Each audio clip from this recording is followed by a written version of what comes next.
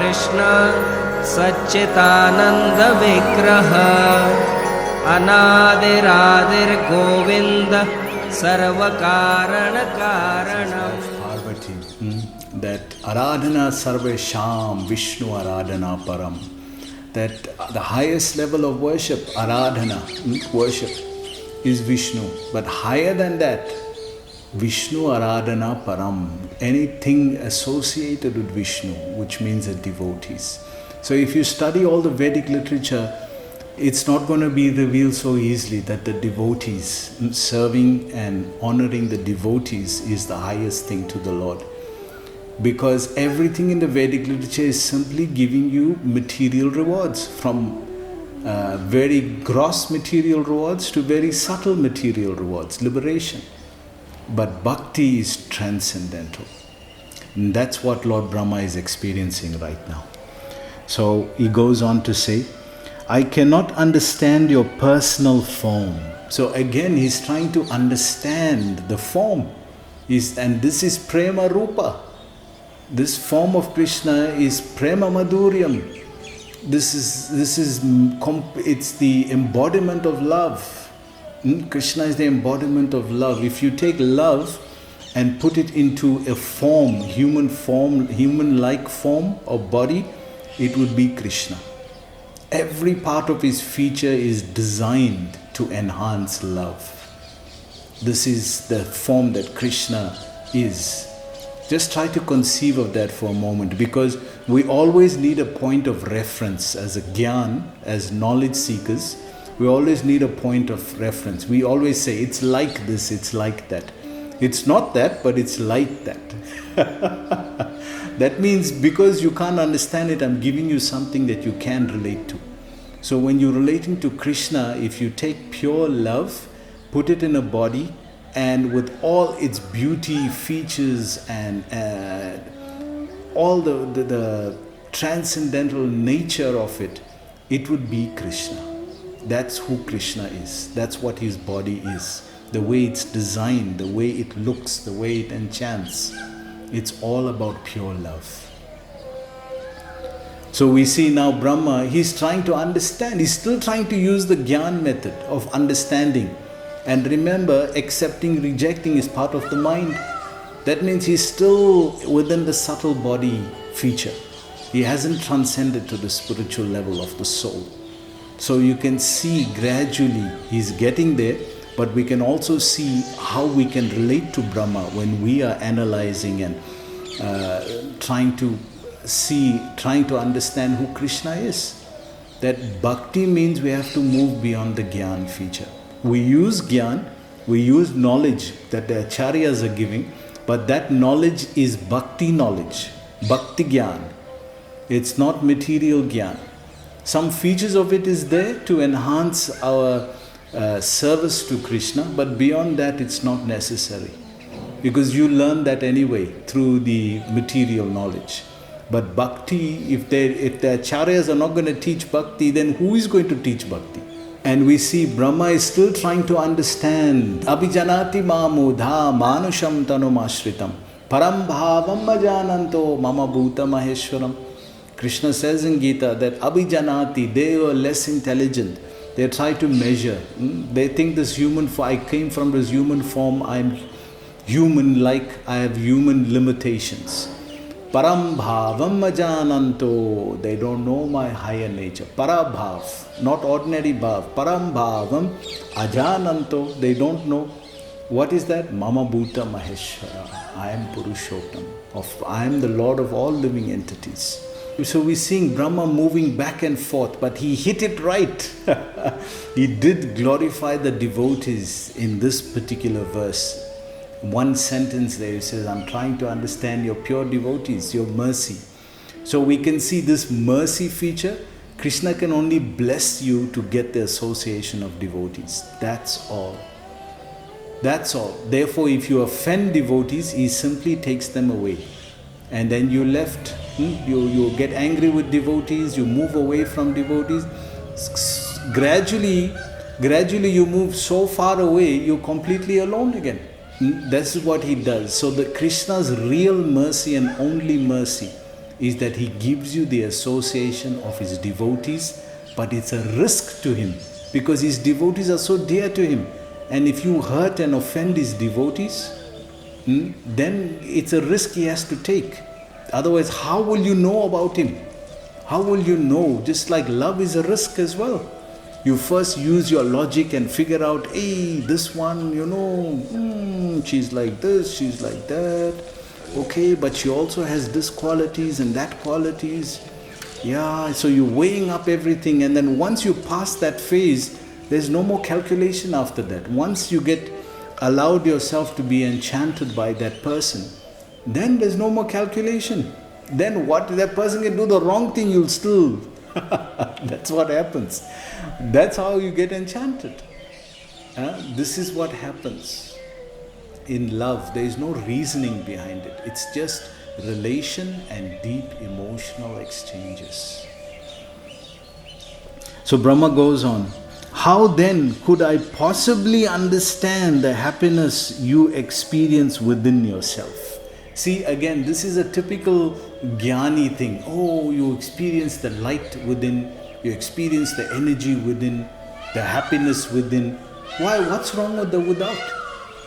What's wrong with the material world? This is also, Prabhupada is saying that they say, Brahma Satya Jagat Nitya, the Mayavadis. That the Lord is truth, but the material world is false. So Prabhupada is saying, if the Lord is truth, how can falsity come from truth? How can something false come from something that's true? Truth must also come from there, and we see that in this material world. There's also the Lord's energy here. 10th chapter Gita is showing that. And Krishna is also describing that in many different parts. So this going within and experiencing within. Krishna don't experience within, he experiences with his devotees. So that is bhakti. It's an exchange between two.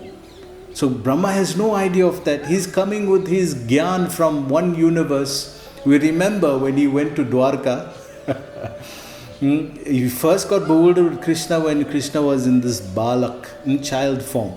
Then when Krishna was a king in Dwarka, again he got bewildered. He went to see Krishna one day, and he walks up to the door, bang, bang, bang. Oof, who is this? And Dharuka, Krishna's servant, looks, yes. Oh, it's Brahma. Oh, Brahmaji. Oh, Dandavat Pranam. Offers, yes, I'm here, Brahma. Not he, of course, he's not as proud as that. I'm just making pastime here. So he said, okay, can I help you? Yes, I came to see Krishna. Just tell him I'm here. Just tell him Brahma is here. So Dharuka, he went to Krishna and said, my Lord, your Brahma is here to see you. And Krishna could detect this arrogance, this little false ego. So he said, you ask, tell him to sit, give him seat, put fan for him. In India, that's what they do. Bed jao, bed jao. Just sit down, they put fan for you, and hours start going by. No, total transcendental. Parambhavam. They absorbed in Parambhavam, you see. Parambhavam ajananto. They don't know anything what's happening here. They absorb somewhere else. So they make you sit under the fan. So they call Brahma inside. Now, okay, Krishna said he'll see you. Just sit a little bit here. Put fan for you. Sat down. What? Sit. I'm telling Brahma is here. Okay, fine. So Brahma then said, I'm waiting long. What's going on? So Krishna sent a message back. He says, ask which Brahma this is. What? Which Brahma? I'm Brahma. What are you talking? Which Brahma? He says, Krishna is asking, okay, you tell him, I am Chaturmukhi Brahman. I am Chaturmukhi Brahma, four-headed Brahma. Okay, so he went back and then he said, that this question was puzzling him. So again, he got bewildered. And when Krishna came in, and then Krishna gave him audience, then he said, oh, thank you, yes, Brahma, thank you for coming. My Lord, by the way, Krishna, you are asking which Brahma this is. Why did you ask that? And then Krishna called all the Brahmas from all the Brahmandas. And some had 10 heads, some had 100 heads, 1,000 heads. Nectar of Devotion gives a story. So many, million-headed Brahma, they all were offering pranams at Krishna's lotus feet. And Brahma felt like insignificant ant there. So second time we got bewildered. So you can see it's not easy. Again and again we make mistakes. Krishna gives enlightenment, again we fall down, again we get confused. This is his illusionary energy. Therefore Prabhupada was asked, he was taking darshan in Vrindavan temple of the 3 altars. So they asked him, Prabhupada, what do you pray for? You're praying at each altar, what are you praying for? He says, I'm praying to Krishna to protect me from Maya, illusion. He said, what? You're a pure devotee. He says, that's why I'm praying to Krishna. Because even as a pure devotee, Krishna's illusion is so bewildering, it can completely knock you, kick you back in the spiritual world. So we have to be very careful, constantly holding on to Krishna's feet and praying that Maya doesn't bewilder us. Just let us go back to Godhead and serve Krishna eternally there with love. So he goes on to say, in Krishna, the Supreme Personality of Godhead, chapter 14. So remember, Prabhupada left this material world after translating chapter 13. But he translated Krishna book. So from Krishna book, they are paraphrasing this particular point. So in the 14th chapter of the Krishna book, this same Leela comes where Brahma has spoken. So they translate it as saying, Srila Prabhupada explains that in the present verse, Lord Brahma expressed the following prayerful sentiments. Your appearance as a cowherd child is for the benefit of the devotees. You see, this is why Krishna comes. Leela Madhurya, Prema Madhurya. He comes to exchange love with his devotees. Nothing else. Not for yada yada hi dharmasya. That Vasudev does. That any incarnation can do that. What to speak of incarnation, even his devotees. We see Jesus Christ came to do that. Our Srila Prabhupada has come to do that. So he doesn't need to come to do dharma. But he comes to exchange love with his devotees, and that attracts the conditioned souls back to say, look what you're missing out on. You're not satisfied here in the material world. You're getting kicked around in the material world. So why don't you come back to your constitution? Because Krishna actually misses us. So it goes on to say, and although I have committed an offense at your lotus feet by stealing away your boys and calves, I can understand that you have bestowed your mercy upon me. So that's the only understanding that's meant to be understood. That Krishna's mercy is doing everything. It's by Krishna's mercy. That's why the devotee is always talking about mercy. Vrindavan is all about mercy. The devotees are always trying to engage each other in Krishna's service.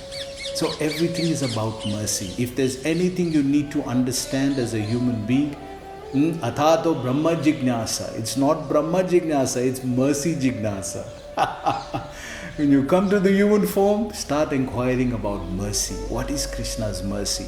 Then you'll understand the devotees, then you'll understand devotional service, and that will take you back to Godhead, to the spiritual world. That's the secret of life. That's the secret of bhakti. That's the secret of all knowledge, devotion to Krishna and the dedication of the devotee through devotional service. He goes on to say, this shows your transcendental quality of being very affectionate towards your devotees.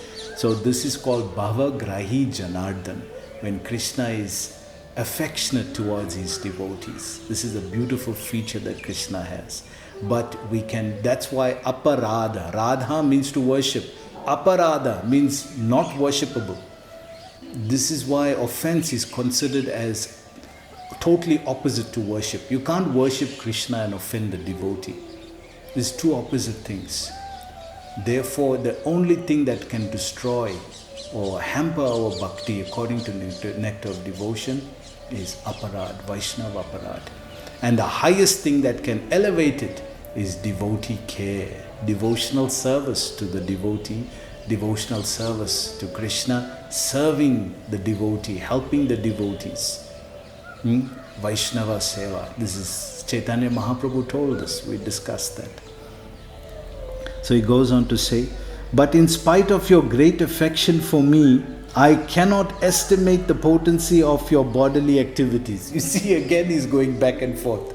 Now he's coming back. He's saying, you bless me and I'm trying to understand mercy, but I still can't figure your bodily potencies. Again, the jnani in him is coming out, that he wants to measure everything up. Just accept it, Prabhu. Just accept, as Krishna is giving you that mercy, accept it and engage in devotional service. Don't try to figure it out, Dr. Frog. Don't try to figure it out. Just engage in service, everything will be revealed. Tadadi buddhi yogam tam yena mam upayanti te. Our knowledge comes by Krishna's revelation. Tesham satati yuktanam bhajate priti purvakam. Who is doing bhajan with priti, bhajan, service with love, tadadi buddhi yogam tam, I give them the understanding. So they are not devoid of jnana. They have jnana, but it's Krishna's giving that revelation. You are trying to use your own methods here, your jnani methods, and it's not working. Bhakti is a total different paradigm, and it's so deep. So it goes on to say, it is to be understood that when I, Lord Brahma, the Supreme Personality of this universe, cannot estimate the childlike body of the Supreme Personality of Godhead, then what to speak of others? Others don't want to estimate. You want to measure, estimate. Devotees are not interested in figuring out Krishna's power. When Krishna bewildered Mother Yashoda with the whole universe in his mouth, she was just saying, oh my child, something must have happened. When he lifted Govardhan hill, they said, oh, Garga Muni told he has the qualities of Narayan. Maybe that's why I can do this. They're not enchanted by those things. Those are all material feats. But in Vrindavan, they enhance the Leela. They enhance the Bhav. That's why they're so valuable. But in and itself, on its own, no. We are attracted to those things on its own, separate from Krishna. We are attracted to God's power. We are attracted to what God can give us. We are attracted because He is the Supreme, supplies all our desires. All the things we want, He can fulfill. It's separate from Him. Vrindavan, they accept Him first. Then whatever He displays, that's just secondary to them. This is love. This is bhakti. He goes on to say, and if I cannot estimate the spiritual potency of your childlike body, then what can I understand about your transcendental pastimes? So the devotee is not trying to understand Krishna's pastimes by logic. Remember, each and every pastime that is there in Krishna book, it perfectly brings out that certain bhav of the 12 rasas, the 5 primary rasas and the 7 secondary rasas given in Nectar of Devotion. So these pastimes bring it out in its best way.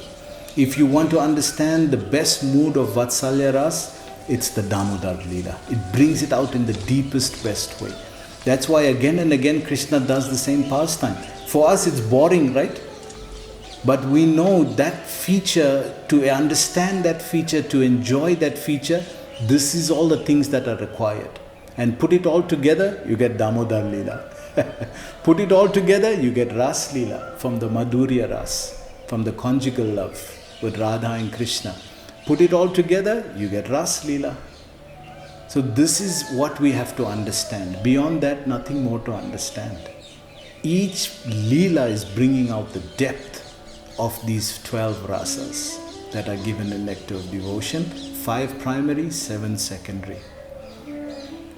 Therefore, as it is said in the Bhagavad Gita, anyone who can understand a little of the transcendental pastimes, appearance and disappearance of the Lord can immediately become eligible to enter into the kingdom of God after quitting the material body. So Krishna says this in 4.9.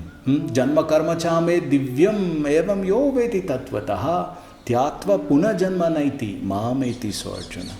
That if one takes the time to learn about my janma, my birth and my karma, my activities which are divyam, they are not ordinary, then kyatva puna janma naiti. They don't take another janma, another birth.